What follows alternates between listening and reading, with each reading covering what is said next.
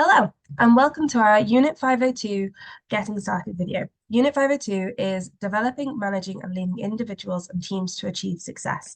This is just a 15-minute video to help you get started in writing your assignments.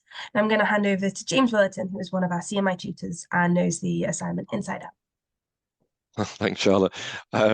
So welcome to 502, a very quick whistle-stop tour of it. I'm going to do my best to shoot from the hip and give you just kind of the highlight things you'll need to know as you attempt this unit for the first time. As we go through, we're going to just talk some of the referral data we have, so where people struggle to pass some of the questions to maybe help your attention come in a little bit as well. So let's get going immediately. So for learning outcome one, Charlotte, what are the key kind of problems we have on the questions here? So learning outcome one, the key referred point is 1.1. That's definitely one to look Okay. out for, whereas 1.3 has very few referrals. All right. Okay. Thank you. That's interesting. So 1.1, we're going to evaluate the use of theoretical models for developing, managing, and leading teams. I suspect, and I think having seen support a few students on this, one of the problems here is the word evaluate. People won't be performing an evaluation. So evaluate is where we're going to form a judgment based on evidence and on, bringing in references and what have you. So advice on this question is to choose 2 to 3 different models for developing, managing, and leading teams. Examples could be a personality-based model such as DISC, Insights, Belbin, Team Management Wheels it mentions here, or you could look at emotional intelligence modeling. You could look at I would say Hersley and Blanchard, either or situational leadership. So there are various different models that you can dig into. You choose the ones that work for you, maybe the ones you're familiar with, but choose at least 2 to 3 that are different from each other. Once you've got the 2 or 3 ones that are different from each other, then go ahead and perform an evaluation of the use of them. So to what extent do you think they work, don't work, some of the caveats around the models themselves, what might need to be true for them to be effective, what's your judgment on the use of the actual models themselves for developing, managing, leading teams? So this is the kind of nub of the question here. And I suspect the referrals are because people aren't, they're just listing a few models rather than explaining how you might apply them, rather than really evaluating the use of them in enough detail here. 1.2 then is discuss practical approaches for effective team management and leadership. So here, the command verb is discuss. This is to bring pros and cons, for and against, to form a contrasting discussion around these different practical approaches. Again, we're going to be choosing 2 to 3 maybe different types of approach at least for effective team management and leadership. So the indicative content talk around, communication of vision and goals. That could be, you could talk about maybe alignment here a little bit in whatever way that works for you, where you are. Delegation effectively, you could talk about feedback mechanisms in here. You could talk around the way we communicate, the way we learn together.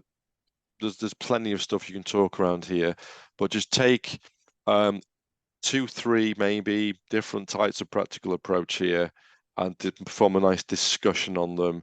Bring some lived experience in very often for a discussion as well, which helps. So what's your experience around these different things in the workplace? We've got 1.2 pretty much done. 1.3 then, analyze strategies for managing team leaders. So again, you could talk perhaps here around alignment, performance monitoring, targets, KPIs, L&D is a good topic to talk around here as well. How do we support? Again, you could mention mentoring and coaching as part of that potentially here as well. But the key thing is to perform an analysis of those different, it calls it strategies here, but different approaches for managing different team leaders. What might work, what might not work, what might be absolutely necessary in your opinion, and how do those different approaches work differently from each other, or maybe complementary. 1.4, we're going to develop approaches to respond to the challenges of managing and leading multiple and remote teams. This is a big one suddenly. Advice here, we're going to develop. So develop is a fairly chunky command verb. It means that we're going to be asking you to recommend something based on first principles. Ideally, it's a chance to bring in some real evidence of where you are here already. And so if it were me, I'd be recommending that we focus on some of the challenges that might exist. It mentions in the dictative content here around communication challenges, relationship building, rapport building, perhaps between between team members, dealing with conflict. Productivity is a thing. So we're seeing, for example, a lot of organizations bringing people back into the workplace at the moment. This is the new trend. When we've been used to being working from home for so long since COVID hit, there's definitely a different, there's some challenges within that. And so once you've got some different challenges, and again, try to make them different from each other, we're in a position to develop approaches to respond to them. Just make sure on your answer that you've covered specifically multiple and remote teams. That's the nub of the question. So we're looking at different groups of people working together, working disparately from each other. What are the particular challenges around that you see, and how would you develop approaches to respond to the challenges you identified? So challenges first, then develop approaches to respond to them is the key for 1.4, I think. Outcome 2 then is understand approaches to achieving a balance of skills and experience in teams. Okay. So Do you the have any key data on referral this point, one? yes, Mm. sorry. The key referral point to look out for here is 2.1 and 2.4 are often referred.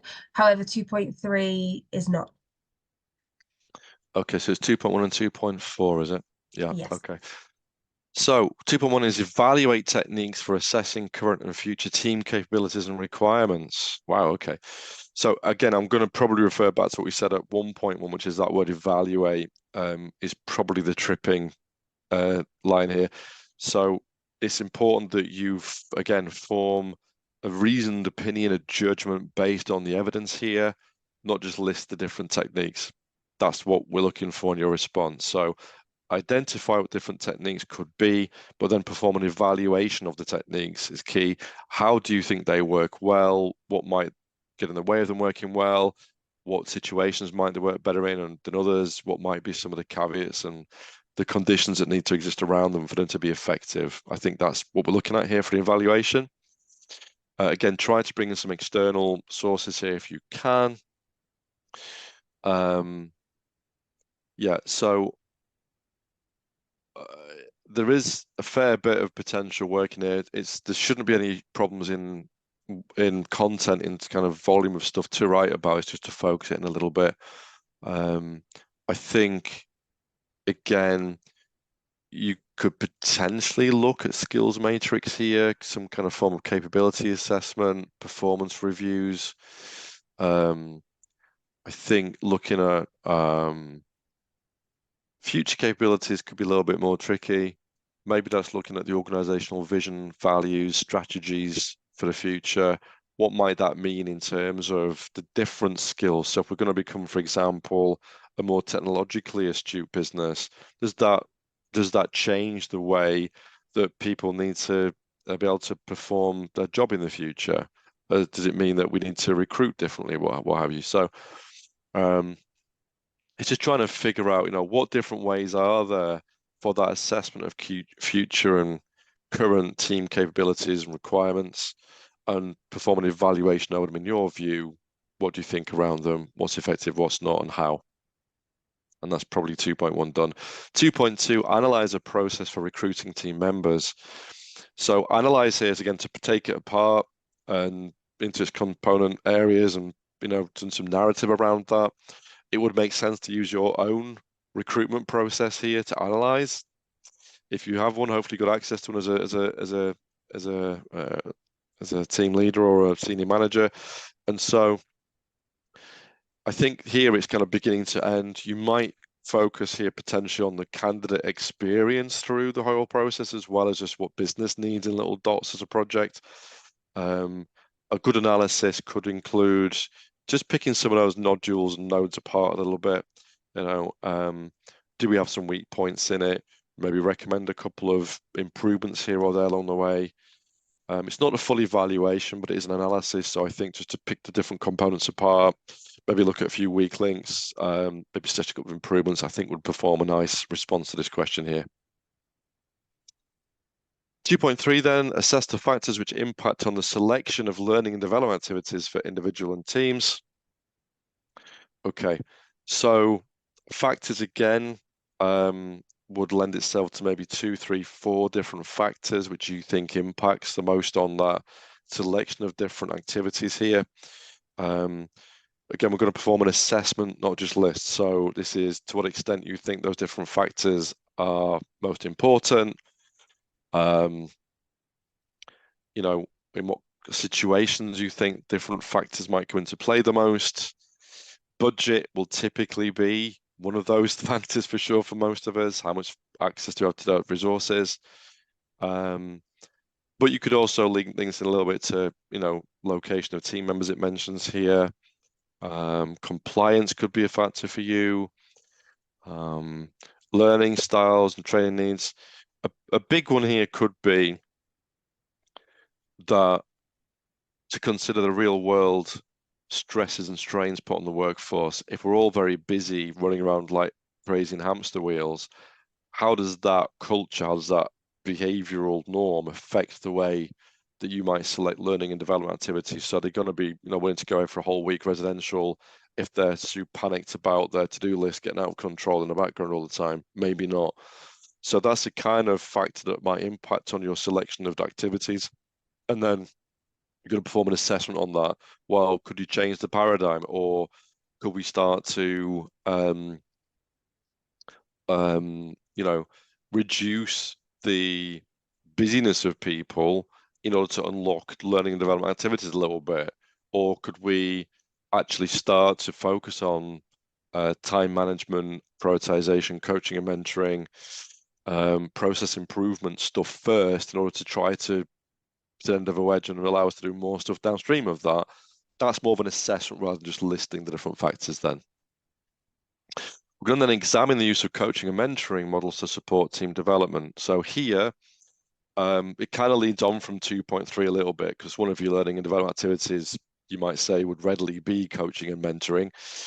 And so we're going to perform an examination here. That's the command verb.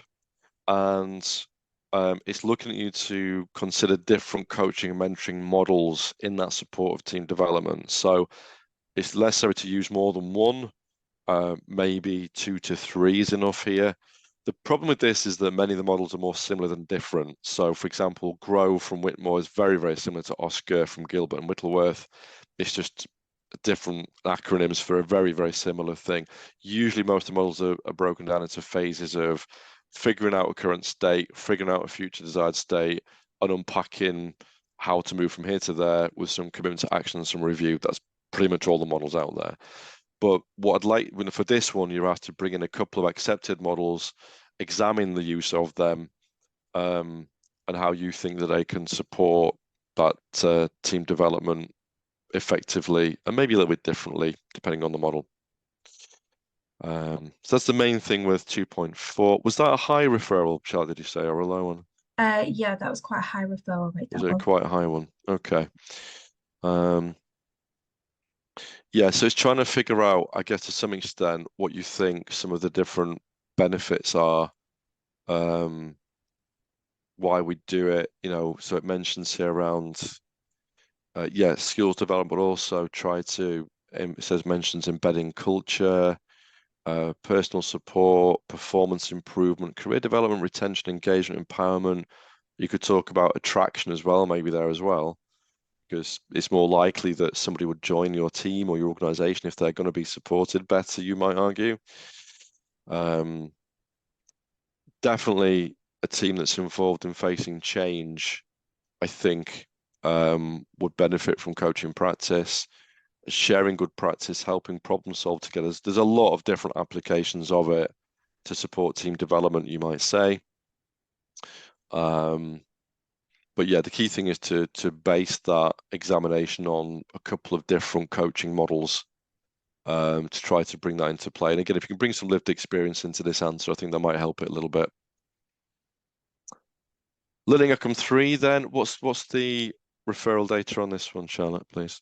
Okay, so the one to look out for is 3.2. That is the most often referred, and 3.3 Okay. is barely ever referred. Oh, okay, good. Good on motivation. Okay, so 3.1 there, discuss methods used to monitor and manage individual and team performance. Methods again means more than one, but not 20. So again, maybe 3 different methods-ish would be good here.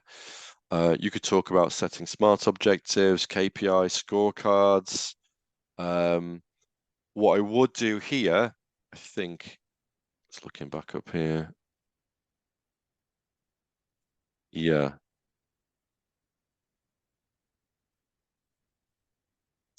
I think this is the first time we mentioned performance specifically. I'll be tempted to put a definition of what you mean by performance in 3.1 because it's quite, again, one of those words that's quite big and meaningful that we assume we all think we know what it means, but there's often some variation. So a nice definition of performance I'd recommend here.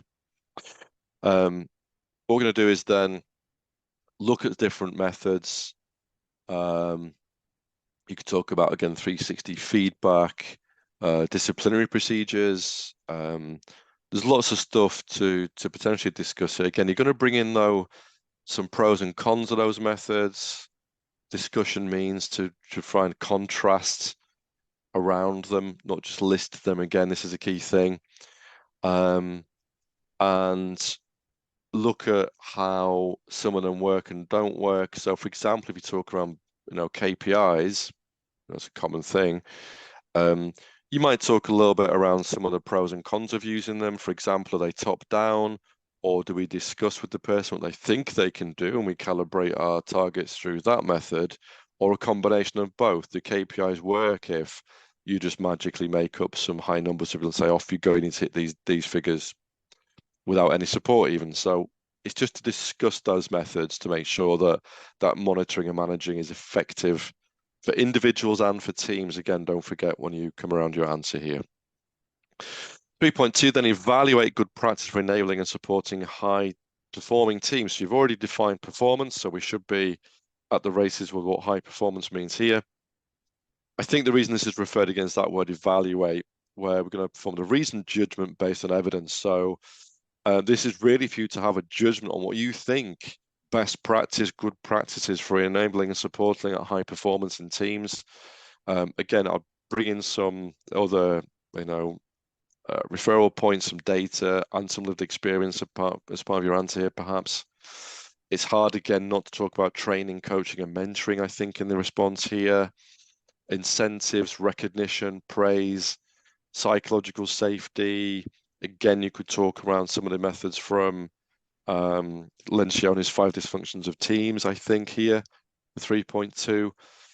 But this is really for you to form a reasoned judgment on what you think, really good practices on enabling and supporting high-performing teams would be.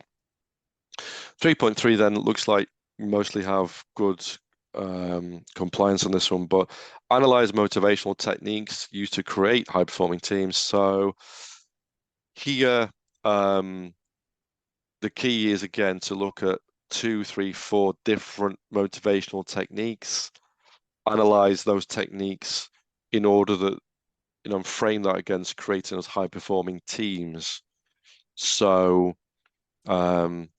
it would be good to really bring in some idea on what you think motivation means, what core motivation is in groups, what really makes you work collaboratively together, whereas otherwise I might not. I mean, if it was me, I think I'd be talking around the common objective for the team quite a bit here.